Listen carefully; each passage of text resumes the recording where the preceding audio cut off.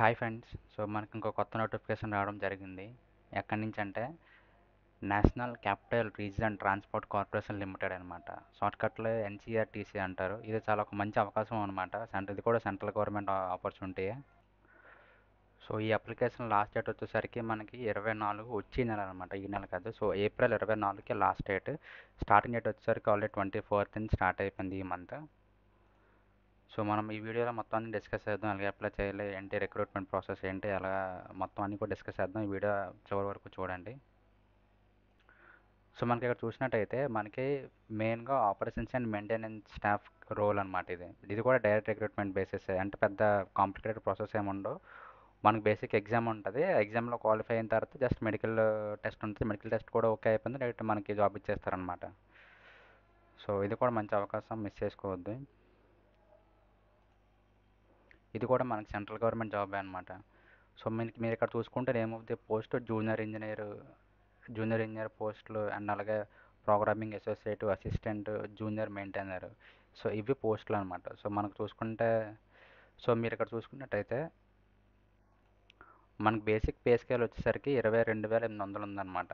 Maximum అన్నిటికీ ఇంచుమించు అదే బేస్ ప్రైస్. కింద జూనియర్ మెయింటైనర్స్కి మాత్రం 18,250 రూపాయలు అనమాట. ఓకేనా. అండ్ మ్యాక్సిమం పే వచ్చేసరికి ఆల్మోస్ట్ 75,000, 65,000. జూనియర్ మెయింటెనెన్స్కి వచ్చేసరికి 59,200 అనమాట. ఇవి పోస్టులు అనమాట. మొత్తం ఎన్ని క్యాస్ట్ వైజ్గా అన్రిజర్వ్డ్ కేటగిరీస్కి ఎన్ని, ఈడబ్ల్యూఎస్కి ఎన్ని, ఓబీసీకి ఎన్ని అని చెప్పి చాలా ఎక్కువ వేకెన్సీస్ ఉన్నాయి. టోటల్ 72 వేకెన్సీస్ ఉన్నాయి. మ్యాక్స్ వీలైతే అందరూ అప్లై చేయండి. ఇప్పుడు మనం క్వాలిఫికేషన్ చూసుకుంటే జూనియర్ ఇంజనీర్ పోస్ట్కి మనకి 3 year diploma in electrical engineering ఉండాలన్నమాట. ఓకేనా. అలాగే జూనియర్ ఇంజనీర్కి ఎలక్ట్రికల్ ఇంజనీరింగ్ డిప్లొమా ఉండాలి. అలాగే ఎలక్ట్రానిక్స్ డిపార్ట్మెంట్ వాళ్ళకి అండ్ అలాగే మెకానికల్ డిపార్ట్మెంట్ వాళ్ళకి మెకానికల్ ఇంజనీరింగ్ ఉండాలి. డిప్లొమా ఉంటే సరిపోతుంది, బీటెక్ ఇంకేం అక్కర్లేదు. ఇది ప్రోగ్రామింగ్ అసోసియేట్కి అయితే బీఎస్సీ ఉండాలి, లేకపోతే ఏదైనా ఐటీ బ్యాక్గ్రౌండ్ ఉండాలన్నమాట. అండ్ అలాగే అసిస్టెంట్ వచ్చేసరికి graduate in hotel management or equivalent. అలా జూనియర్ మెయింటెనెన్స్కి ఐటీఐ ఉంటే సరిపోతుంది. ఏదో ఒక దీంట్లో ITI certificate, fitter trade are equivalent. Fitter trade కానీ ఈక్వలెంట్లో ఉన్న ఏదైనా ఐటీఐ సర్టిఫికేట్ ఉంటే సరిపోతుంది ఎవరికి, జూనియర్ మెయింటెనర్కి. ఓకేనా. ఇది క్వాలిఫికేషన్స్ అనమాట. అండ్ ఇయర్స్ వచ్చేసరికి మినిమం ఎవరికైతే 18 ఇయర్స్ దాటుతాయో వాళ్ళందరూ అప్లై చేసుకోవచ్చు. అండ్ మ్యాక్సిమం ఇయర్స్ వచ్చేసరికి 25 ఇయర్స్ అనమాట. ఎవరికైతే 25 ఇయర్స్ దాటుతాయో వాళ్ళు ఈ పోస్ట్కి ఎలిజిబుల్ కారు. ఎవరికైతే 25 ఇయర్స్ లోపు ఉంటాయో వాళ్ళందరూ కూడా ఈ పోస్ట్కి అప్లై చేసుకోవచ్చు అనమాట. ఓకేనా. ఓకే. ఇప్పుడు మనం సెలక్షన్ ప్రాసెస్ చూసుకుంటే సెలక్షన్ ప్రాసెస్ వచ్చరికి సిబిటి టెస్ట్ ఉంటుంది అనమాట. అంటే కంప్యూటర్ బేస్డ్ టెస్ట్ అనమాట. ఫస్ట్ మీరు అప్లై చేసిన తర్వాత మీకు కంప్యూటర్ బేస్డ్ టెస్ట్ ఉంటుంది. అది ఎప్పుడంటే మేలో ఉంటుంది అనమాట. మనకి ఇక్కడ పైన ఇచ్చారు, మేలో ఉంటుంది మనకి సిబిటి టెస్ట్ అనేది. సిబిటి టెస్ట్లో మీరు క్వాలిఫై అయిన తర్వాత అప్పుడు మీకు మెడికల్ ఫిట్నెస్ ఉంటుంది అనమాట. ఇక్కడ మీకు చెప్పారు కదా మెడికల్ ఫిట్నెస్ ఉంటుంది. మెడికల్ ఫిట్నెస్ కూడా ఓకే అయిపోతే అప్పుడు మీకు డైరెక్ట్ రిక్రూట్మెంట్, డైరెక్ట్ జాబ్ ఇచ్చేస్తారనమాట. సిలబస్ వచ్చేసరికి మీకు అఫీషియల్ వెబ్సైట్ మీకు కింద డిస్క్రిప్షన్ లింక్ ఇస్తాను, అక్కడ నుంచి మీరు సిలబస్ చెక్ చేసుకోవచ్చు. అండ్ అలాగే మీరు ఎగ్జామినేషన్ లాంగ్వేజ్ అనేది 2 లాంగ్వేజ్లో రాయొచ్చు. ఒకటి హిందీ ఆర్ తెలుగు, రెండిట్లో ఏదో ఒకటి మీరు చూస్ చేసుకోవచ్చు. మీకు ఏ లాంగ్వేజ్ కంఫర్టబుల్ అయితే, మీకు ఏ లాంగ్వేజ్ వచ్చో ఆ లాంగ్వేజ్ చూస్ చేసుకొని ఆ లాంగ్వేజ్లో మీరు టెస్ట్ ఇవ్వచ్చు అనమాట. ఎగ్జామ్ వచ్చేసరికి మనకు టోటల్గా 100 క్వశ్చన్స్ ఉంటాయి. అంటే 100 క్వశ్చన్లు ఉంటే 100 మార్కులు అనమాట. అంటే ఒక్కొక్క క్వశ్చన్కి 1 మార్కు, నెగిటివ్ మార్కింగ్ ఉంటుంది అనమాట, నో నెగిటివ్ మార్కింగ్. ఓకేనా. 100 క్వశ్చన్లు ఉంటే ఒక్కొక్క క్వశ్చన్కి 1 మార్కు, నో నెగిటివ్ మార్కింగ్. మీకు 100 మార్కులు.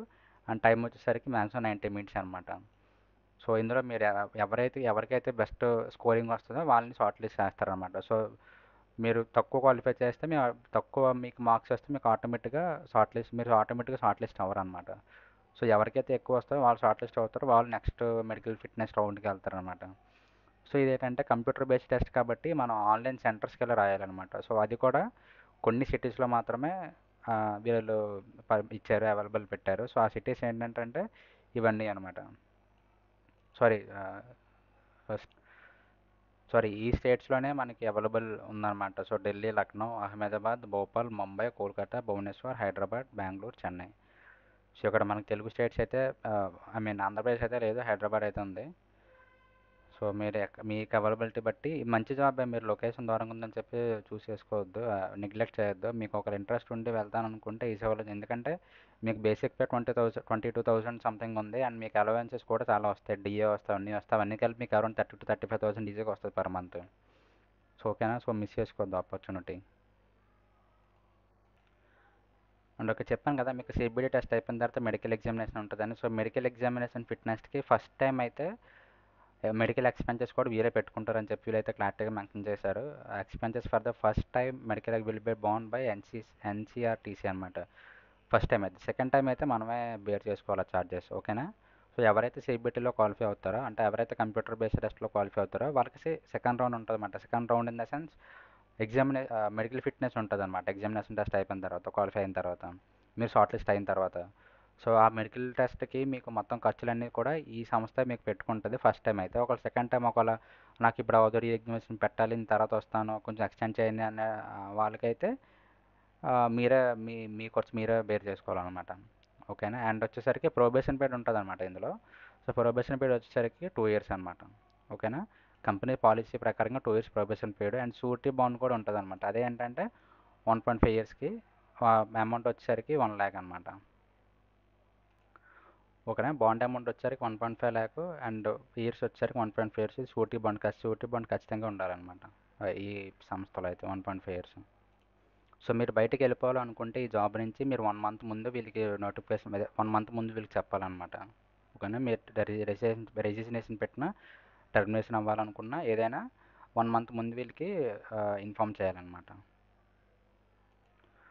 సో ఇక్కడ మీరు చూసినట్టయితే మనకి డిఏ వస్తుంది, హౌస్ రెంట్ అలవెన్స్ వస్తుంది, అండ్ ఇంకా అదర్ బెనిఫిట్స్ కూడా చాలా ఉంటాయి. సో ఇవన్నీ కలిపి మీకు ఇవి బేసిక్ పే అనమాట. సో ఇక్కడ మీరు చూసారు కదా, 22,800, 20,250, 18,250. సో ఇవి కాకుండా ఇవి బేసిక్ పే, మీకు బేసిక్ శాలరీ ఎంత వస్తుంది. ఇవి కాకుండా మీకు అలవెన్సెస్ చాలా వస్తాయి అనమాట. సో అవి వాటి కూడా యాడ్ చేస్తే మీకు అరౌండ్ 30 నుంచి 35,000 ఈజీగా వస్తుంది అనమాట పర్ మంత్. సో వన్స్ మీరు క్వాలిఫై అయిన తర్వాత మీరు వీళ్ళు ఎక్కడైతే పోస్టింగ్ వేస్తారో మీరు అక్కడికి వెళ్ళి వర్క్ చేయాలన్నమాట. అలాగే మీకు షిఫ్ట్స్ కూడా ఉండే అవకాశాలు ఉంటాయి అనమాట. అంటే వర్క్ బట్టి షిఫ్ట్స్ కూడా ఉంటాయి. వీళ్ళు చెప్పే ప్రకారంగా అయితే ట్రైనింగ్ కూడా వాళ్ళే ప్రొవైడ్ చేస్తారు. సో మీకు డైరెక్ట్ జాబ్ ఇచ్చే ముందు వీళ్ళు ఫస్ట్ ట్రైనింగ్ ఇచ్చి మీకు తర్వాత జాబ్ ఇస్తారనమాట. అది కూడా వీళ్ళే చూసుకుంటారు. అండ్ నెక్స్ట్ పేమెంట్ వచ్చేసరికి 1,000 రూపీస్ అనమాట పేమెంట్. ఓకేనా. So non refundable payment of 1,000 rupees. ఇది మనం డైరెక్ట్ వెబ్సైట్లోనే మనం అప్లై చేసుకున్నప్పుడు పే చేయాలి. కింద మీకు అప్లై చేయడానికి వెబ్సైట్ లింక్ కూడా కింద డిస్క్రిప్షన్లో ఇస్తాను. మీరు అక్కడ నుంచి అప్లై చేసుకోవచ్చు. ఎక్కడ మీరు ఆన్లైన్కి ఎక్కడికి వెళ్ళక్కర్లేదు, అంటే మీ సేవకు కానీ ఎక్కడికి వెళ్ళక్కర్లేదు. మీకు ల్యాప్టాప్ ఉన్నా, కంప్యూటర్ ఉన్నా, ఏది ఉన్నా మీరు మీ ఫోన్లో అయినా మీరు అప్లై చేసుకోవచ్చు. ఓకేనా. కింద డిస్క్రిప్షన్లో లింక్ ఇస్తాను. ఆ లింక్ క్లిక్ చేసి మీరు డైరెక్ట్గా వెబ్సైట్లోకి వెళ్ళిపోతారు. అక్కడ నుంచి మీరు ఫామ్ ఫిల్ చేసి పేమెంట్ చేసి అప్లై చేయొచ్చు అనమాట. అండ్ ఓన్లీ ఎస్సీ ఎస్టీ వాళ్ళకి, ఈ పీడబ్ల్యూబీడీ వాళ్ళకి వాళ్ళు ఫీజు ఏం పే చేయక్కర్లేదు అనమాట. వీళ్ళు కాకుండా మిగతా వాళ్ళందరూ ఓబీసీ కానీ, యూఆర్ కానీ, ఎవరైనా అండర్ కేటగిరీస్ ఎవరైనా సరే మనం ఫీ పే చేయాలి. 1,000 రూపీస్ ఫీ పే చేయాలన్నమాట. అండ్ మీరు ఒక అప్లికేషన్ కాకుండా 2 అప్లికేషన్లు పెడదాం అనుకుంటే అప్పుడు మీరు 2 అప్లికేషన్కి 2 సార్లు ఫీ పే చేయాలన్నమాట. అంటే 2,000 పే చేయాలి అప్పుడు మీరు 2 అప్లికేషన్ పెట్టాలనుకుంటే. ఓకేనా. సో మీరు వన్స్ అప్లై చేసినప్పుడు మీకు పేమెంట్ సక్సెస్ఫుల్ అయిపోయిన తర్వాత మీకు అక్నాలెడ్జ్మెంట్ అనేది ఒకటి వస్తుంది అనమాట. సో అదైతే ఖచ్చితంగా డౌన్లోడ్ చేసి సేఫ్గా ఉంచుకోండి. ఎందుకంటే ఫ్యూచర్లో ఒకవేళ యూజ్ అయితే మీరు అది చూపించవచ్చు అనమాట.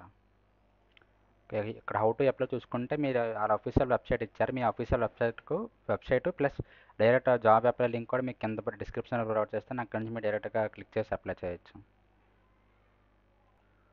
సో మీకు మెయిన్గా అప్లై చేయాలంటే మొత్తం 3 ఉండాలన్నమాట. ఒకటేంటంటే రీసెంట్ పాస్పోర్ట్ సైజ్ ఫోటో ఉండాలి, colour photo. And me size వచ్చేసరికి మినిమం 10 KB నుంచి 200 KB ఉండాలన్నమాట. ఒకవేళ మీకు ఫోటో మీ ఫోన్లో తీసిన తర్వాత ఫోటో ఇంకా ఎక్కువ కేబీ కానీ ఎక్కువ ఎంబీ కానీ ఉంటే మీకు ఆన్లైన్లో కొన్ని టూల్స్ ఉంటాయన్నమాట. సో ఇమేజ్ కంప్రెస్ చేయడానికి ఆ టూల్స్ యూస్ చేసి మీరు ఇమేజ్ కంప్రెస్ చేసి మినిమం 10 నుంచి 200 లోపు ఉండేలా చూసుకోండి కేబీ. ఆ కేబీ అక్కడ అలాంటి ఇమేజ్, అదే ఆ కేబీ డౌన్లోడ్ చేసుకొని మీరు ఉంచుకోండి. అండ్ నెక్స్ట్ ఇంకోటి ఏంటంటే మీకు సిగ్నేచర్ ఉండాలన్నమాట. మీ సిగ్నేచర్ చేసి ఫోటో తీసుకొని అది కూడా 4 KB నుంచి 30 KB లోపు ఉండాలన్నమాట సిగ్నేచర్. సో ఇది కూడా అంతే. మీరు ఫోన్లో ఫోటో తీస్తే ఖచ్చితంగా కేబీ కానీ ఎంబీ కానీ ఎక్కువ ఉంటుంది. మనకి కేబీలో అయితే మన ఫోన్లో ఫోటో తీయలేం.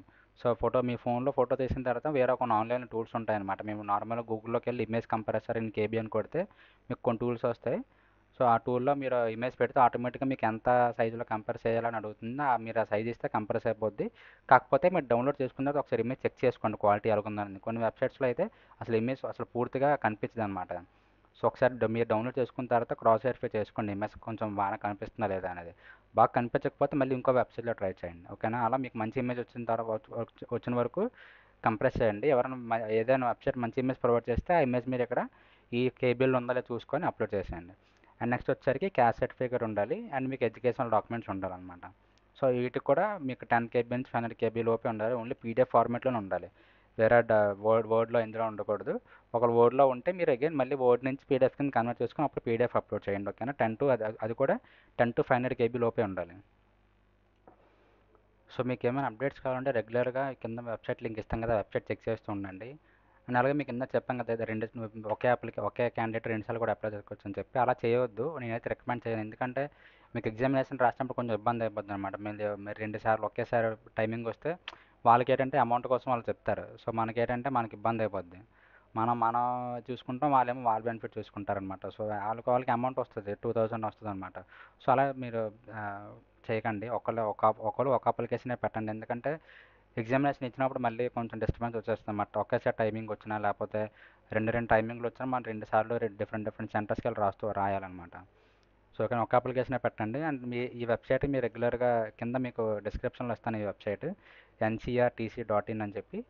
అక్కడ నుంచి మీరు రెగ్యులర్గా వెబ్సైట్ చెక్ చేస్తుంటే మీకు వాళ్ళు ఏమైనా అప్డేట్స్ ఏమైనా వస్తే, మేజర్ అప్డేట్ అయితే నేను ఖచ్చితంగా వీడియో చేస్తాను. మీ మైనర్ అప్డేట్స్ అయితే మీరు చెక్ చేసుకుంటూ ఉండండి. ఓకేనా? అండ్ మీకు ఏమైనా డౌట్స్ ఉన్నా కింద కామెంట్ సెక్షన్లో పెట్టండి, నేను ఖచ్చితంగా రెస్పాండ్ అవుతాను. సో ఈ నోటిఫికేషన్ గురించి ఇంతే. సో మీకు అప్లికేషన్ ప్రాసెస్లో కానీ ఎక్కడైనా ఏమైనా డౌట్స్ ఉంటే కింద కామెంట్ సెక్షన్లో కామెంట్ చేయండి, నేను ఖచ్చితంగా రెస్పాండ్ అవుతాను. లేకపోతే వీడియో చేయడానికి ట్రై చేస్తాను. ఓకేనా? Thank you so much.